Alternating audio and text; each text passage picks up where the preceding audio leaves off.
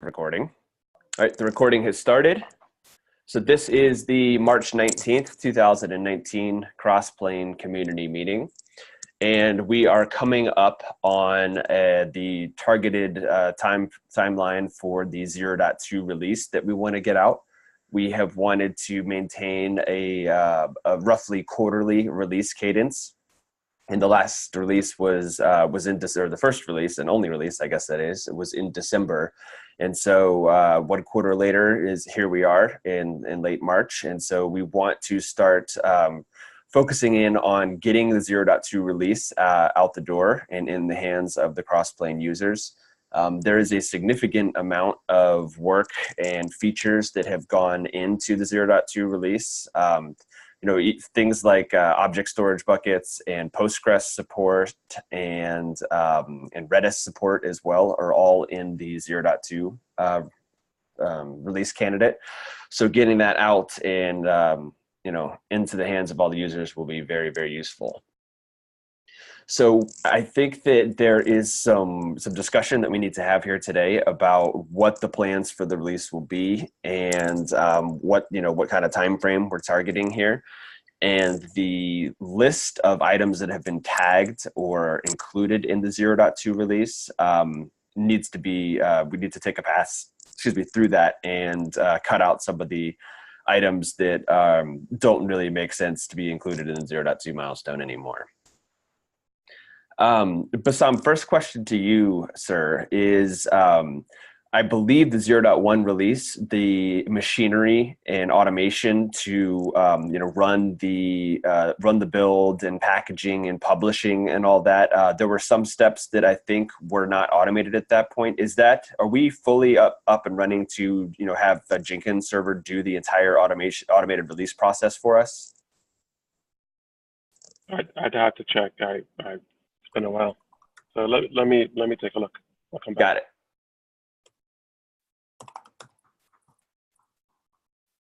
Okay. All right, so let's go ahead and look then at the 0.2 milestone and see what the issues are in there.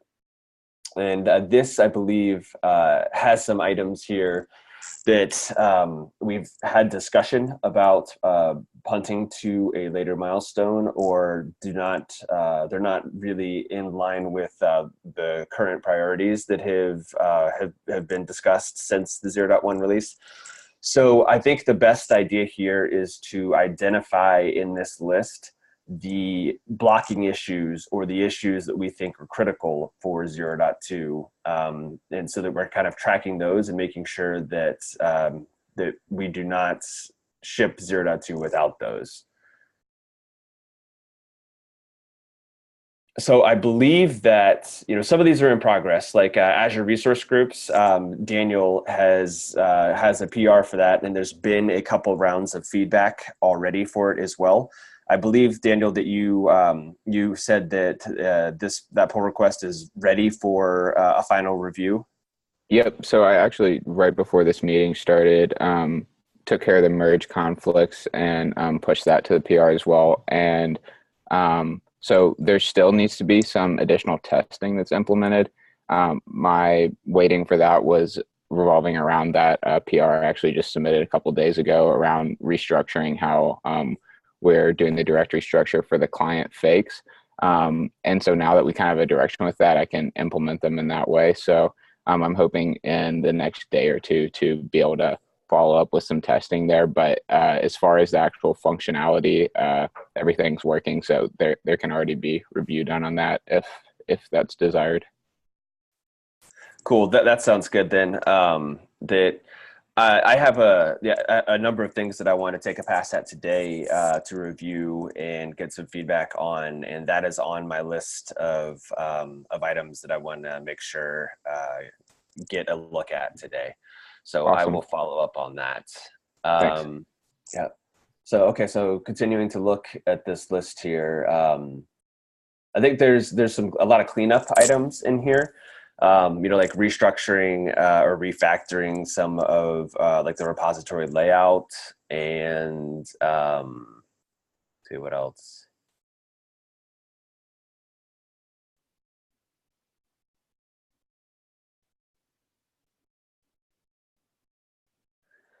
Yeah, I think I'm not seeing any too many items in here that I am really concerned about getting included in 0.2. I think a lot of these are nice to haves, or I think the whatever work here for the release pipeline, I think that's a critical one, and we already talked about that. That we'll take a look at that and see what automation or gaps we may have before we can push out the next official release. So that one I think is very important. But is anybody else, is anyone seeing any items in this list here that they think are blockers for 0.2 or are really important for the release?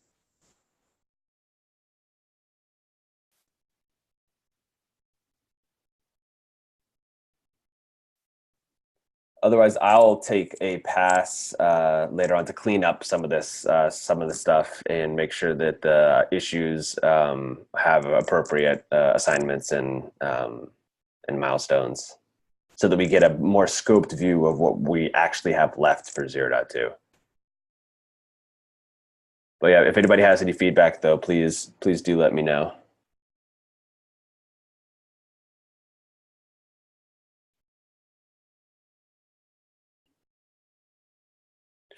All right, so since there isn't really any, if there aren't any big features that are still left that we really want to get included, a targeted release date here could be sooner rather than later. I think that kind of, it could be gated on, what release steps we have left to kind of make sure that we have that process in place, and then that would help inform us about a targeted date for it.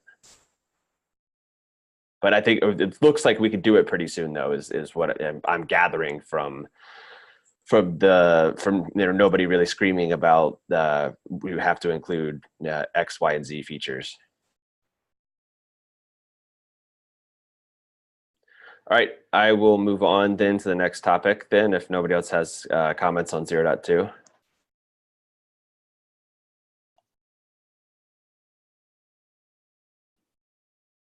Okay. All right, so we just wanted to talk real quick about, so last week, I took a trip to London to speak at the Cloud Expo Europe conference, and then I also was fortunate enough to find a meetup group, a technology meetup group that was in London, and the organizer there, Justin Cook, was fantastic and pulled together a meetup, in less than a week's time, and got a place to host it and sponsors for it and everything. So we had a little group there, and we had some, great discussion about the Crossplane project, and, I was able to present on it and speak on it, and get involved in in some discussion with the folks there. So that was a great experience. And it looks like Justin, the organizer of that meetup, published the recordings from the presentations there, and so I will add those to this playlist we have here linked in the meeting notes for various Crossplane presentations. So that should be added onto there sometime today if you want to catch up on that presentation and see how the meetup went. And there's also, speaking of meetups, there is one in down here in Southern California. There's one in Los Angeles, and then there's one in San Diego that I'll be speaking at about Crossplane again, coming up like in the next month or so. I think that's sometime late April is when I'll be doing that. And so if anybody else in the community has, meetups or, opportunities to talk about Crossplane and kind of introduce it to more people and get discussions going, I always think that's a great thing. I'd love to continue growing this community and getting more people exposed to it and bring in a more of a diversity of ideas and experiences. So I think all those opportunities are great for the entire community. All right, so a big focus, our first big design partner was a GitLab. Being able to deploy GitLab in a portable way across multiple cloud providers and environments. is a big thing that's kind of guiding our design and our vision, and it's a great scenario as well. So Nick has taken the reins on that one and kind of started doing some organization and early thinking around what it's going to take to do that support, and has gathered all that into a new GitLab label and project. Nick, do you want to talk about a little bit about the complex workloads or what you're thinking there and some of the GitLab support? Anything to share? Yeah. As far as I can tell, there's a handful of things that we need to support running GitLab on Crossplane or with Crossplane. Some of those are specific to GitLab, but all or most of them will be helpful to other complex applications. So as you can see on the list there, GitLab heavily uses cloud storage buckets. We currently, I believe, only support AWS cloud storage buckets, S3 buckets, so we need to get support for GCP and Azure in there. Some of the folks from GitLab are actually looking at using Crossplane and did a little bit of research on their end. And one of their pieces of feedback was that sort of all of the network and security plumbing that sort of goes into configuring a cloud provider correctly, things like setting up VPC security groups and or firewalls on Google and resource groups and security groups on Azure. Obviously, we don't support that yet, so we need to sort of look into how we can support that. And as Jared just mentioned, the other thing is what I've been calling complex workloads. So the concept of a workload in Crossplane at the moment is something that we use to, for instance, when we've demoed Crossplane, we use that to demonstrate deploying WordPress. And the idea of a workload is that it is sort of a deploys an application and everything that it needs from a Kubernetes level. So specifically what it is today is basically it will deploy you a Kubernetes deployment and a Kubernetes service. But if you look at the Helm template that GitLab uses, for example, they have something like 14 deployments, several services, a stateful set, jobs, all these things. So we met separately yesterday and had a little bit of discussion about how we might model all of that using a workload. And we have some good ideas there. So I'm going to write up a design document for it. I won't go into too much of it now, but I'm sure that design document will be circulated publicly and saved to the Crossplane repo so that others can review it and comment on it. So that effectively there will be backwards incompatible changes, most likely to how workloads work in Crossplane, but those changes will support everything that workloads support today and will add support for a lot more. Cool. Thank you, Nick, for that update there. There's a cat in the way here. Out of the way, cat. So what I really like about focusing on GitLab and having that be a priority for the Crossplane platform is it's useful. People want it. It's a great application that has a lot of value.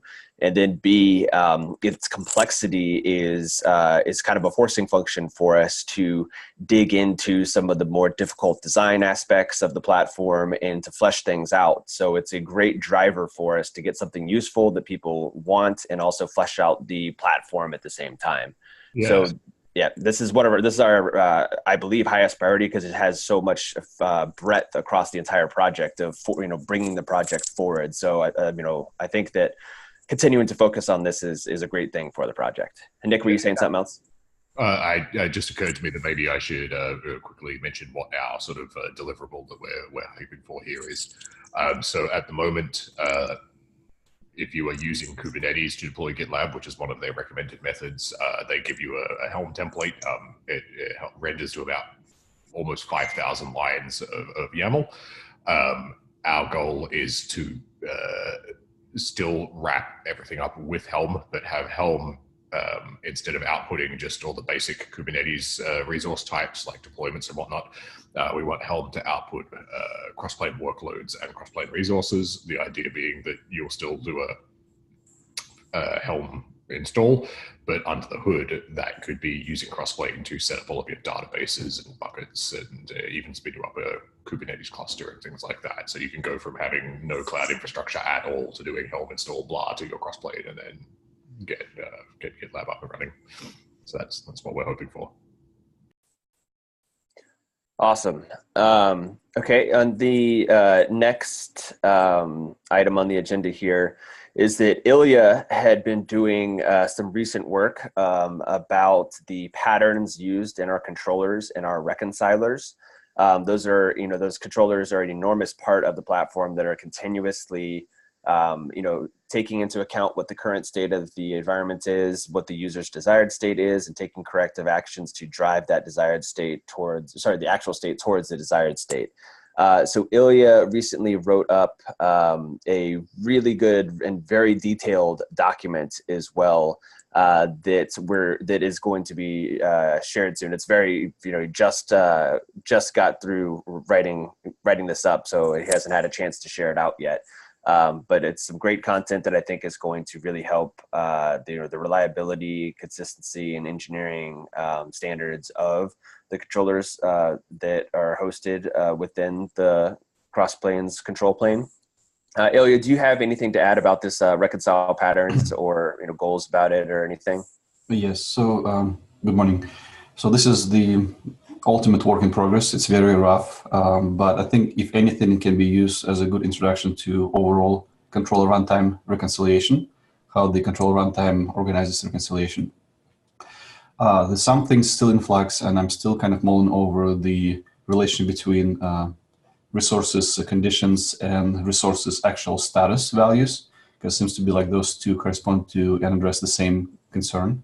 But overall, I would say it's probably safe to say it's 50% correct. But if you can take a pass and see something obviously wrong, I would appreciate any feedback in the early stage so I can incorporate that. Yeah, and I think that this document is, the thoroughness of it is really, really impressive, where, in the initial couple of controllers that we wrote, the frameworks like KubeBuilder and controller runtime, the interface there is very simple, where all you have to do really is write a reconcile loop where you get the current state of your object and do whatever you need to do. But there are, since I've learned from reading this document, there are so many complexities to handling errors and retries and dependencies and all sorts of things that having this well fleshed out and well thought through, I think, is a great improvement to the engineering quality and reliability of the Crossplane project. So I think this is a great effort, and I'm really happy with it. Thank you, Jared. Alrighty, so that's the topics I had in the community section. Before moving on to the pull requests, which we already talked about, is there any other community topics that folks would like to bring up in this venue right now? If so, the floor is open.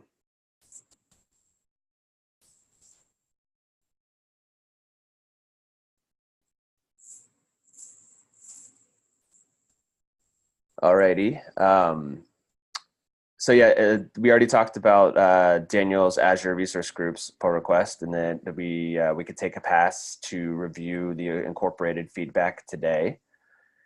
And the big follow up for this for the next week or two here before the next community meeting will be on the 0.2 milestone, and scoping that down to get the issues identified, if there are any other critical blockers that we didn't mention today in this meeting here, and making sure that the release automation is in place to publish an officially built release, and get that out into the hands of the users so that everyone can start using 0.2 and all of the large number of features that were added in since the first release. So with that, I'll open the floor one more time for any other discussion topics. And if there are none, then we can get some extra time back in our morning today.